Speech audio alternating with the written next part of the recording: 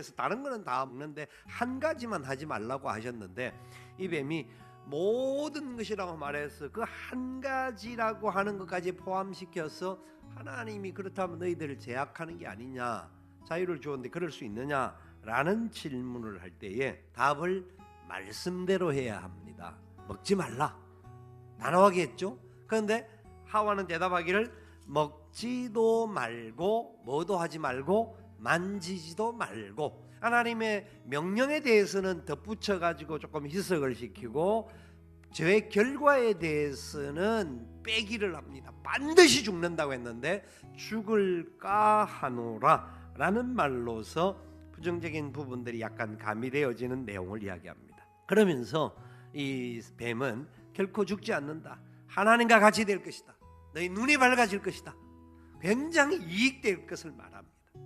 죄가 뭔 줄 아십니까? 죄라고 하는 것은 오늘 본문이 너희가 선악과를 먹으면 하나님과 같이 되기 때문에 하나님께서 그것을 하지 말라 한 거다. 한마디 말로 하면 자기가 주인 되고 자기가 왕이 되고 구원자가 되는 것입니다.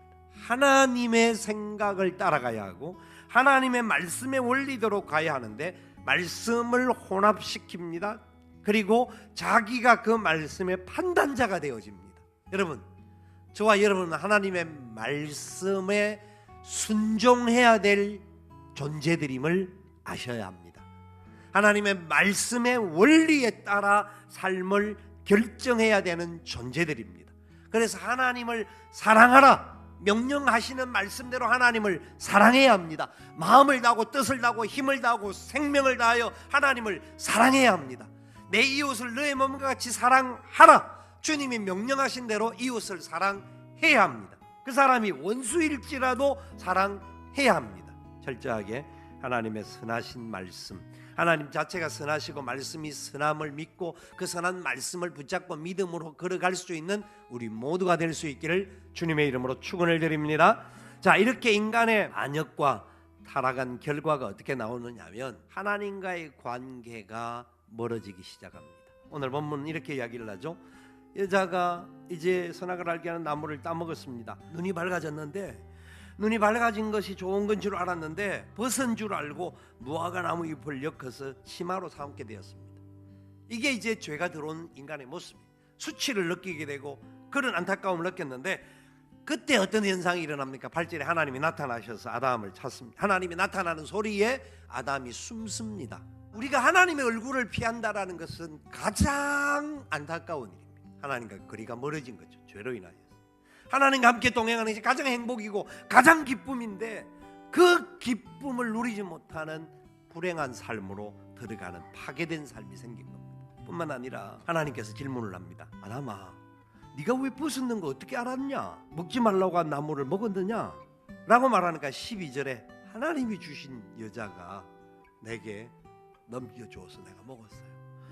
하나님이 죄에 대하여 지적하면 주님 제가 부족하고 제가 마음은 안 그랬는데 이 육신이 약해서 죄를 지었습니다. 용서해 주옵소서라고 나가야 되는데 아담이 죄를 짓고 난 다음에 책임은 다른 사람에게 전가하는 거죠. 이게 죄의 속성들이에요. 여자에게도 똑같이 물었습니다. 여자야, 어떻게 그렇게 됐느냐? 여자가 이르되 뱀이 나를 깨물어 내가 먹었나이다. 이유와 핑계를 댑니다. 결국은요, 말씀대로 순종하지 않는 삶이 사람과의 관계가 깨어지는데, 그 관계가 깨어지는 모든 곳에 있어서 하나님의 형상에 대하여서 제대로 가치를 갖지 못하고 이유와 핑계와 다른 사람과의 파괴 현상이 일어납니다. 저와 여러분들은 죄가 없습니까? 우리가 가지는 욕망과 우리가 일으키는 잘못된 생각들과 우리의 행동들, 우리의 기준들, 얼마나 많은 범죄 속에 삽니까? 그러나 하나님 사랑하셔서 우리에게 여자의 후손인 예수 그리스도를 보내어 주셨습니다. 우리를 온전히 사랑하여 주셨습니다. 구원하여 주셨습니다. 생명의 역사를 일으켜 주셨습니다. 그래서 우리는 그 은혜 가운데 살아갈 수 있는 존재들이 되었습니다. 그러기 위해서 기억하셔야 합니다. 하나님 말씀을 믿으시기 바랍니다. 말씀을 붙잡으시기 바랍니다. 말씀이 기준이 되시기를 바랍니다. 내 생각과 내 경험과 내 판단이 아니라 말씀이 뭐라고 말하는지를 볼 수 있어야 합니다. 그 말씀의 기준을 붙잡혀서 죄의 문제도 내가 죄인임을 고백하고 내가 잘못되어 있음을 고백하고 다른 사람 핑계 돌리고 환경을 탓하고가 아니라 하나님과의 깊은 교제가 우리 가운데 없었음을 탄식하면서 하나님과 깊은 교제가 있고 우리 안에 성령이 충만하기만 하면요, 어떤 환경도 이길 수 있고 어떤 사람도 수용할 수 있는 것이 우리 인생이에요. 그게 하나님의 사람의 능력이에요. 그래서 우리 안에 그 하나님과의 관계가 회복되어지는 그 아름다운 열매가 나타나서 하나님께서 우리에게 막 주신 사명, 예수 그리스도를 보내셔서 창조의 사명만 아니라 더하기 세상 인류의 구원의 사명까지 허락하여 주셨거든요.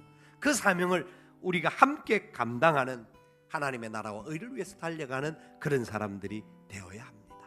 여러분들도 그런 은혜의 역사를 여러분의 삶의 자리에서 있는 자리에서마다 하나님께 여러분을 높여주시고 더 세워주시고 더 잘 감당할 수 있는 은혜 주실 하나님이 나의 아버지 되심을 믿으시고 그 믿음 가운데 승리할 수 있기를 살아계신 예수님의 이름으로 축원을 드립니다.